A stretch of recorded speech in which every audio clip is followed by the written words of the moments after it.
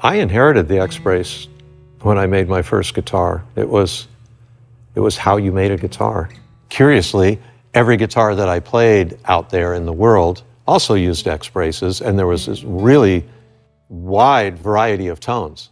The way the guitar's been braced in an X pattern, there's always a compromise really between the stiffness and the flexibility.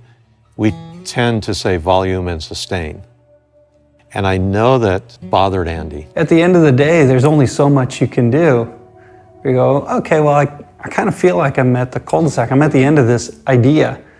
And we have this tradition of taking problems and replacing them with solutions. And I believe that's when he started thinking about this idea that involved abandoning this way of making a guitar in favor of a new way.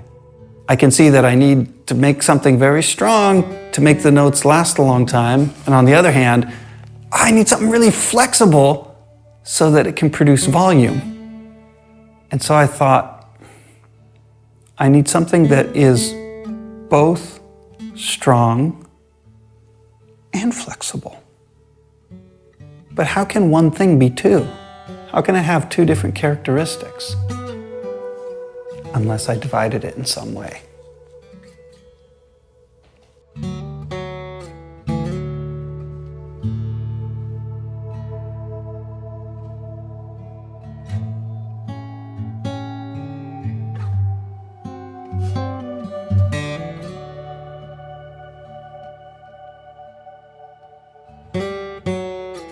The V-class idea fundamentally changes the characteristics of a top. You could have stiffness parallel to the strings to get the sustain and the rigidity that you wanted. You could have flexibility on either side to get the air movement that you wanted.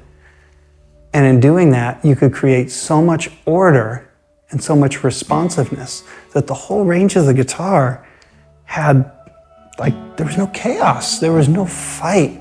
There was no fight between the notes that we play and the way the guitar would respond.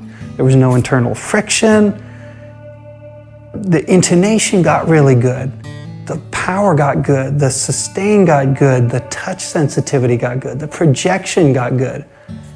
Once we got rid of that fight, what you get is balance. With the V-class bracing, that really makes the guitar 100% Taylor. It's interesting when you see something happen for the very first time, and then you look at it for a while and think about it, and when you're done, you think, well, yes, of course, I could have thought of that, but I didn't.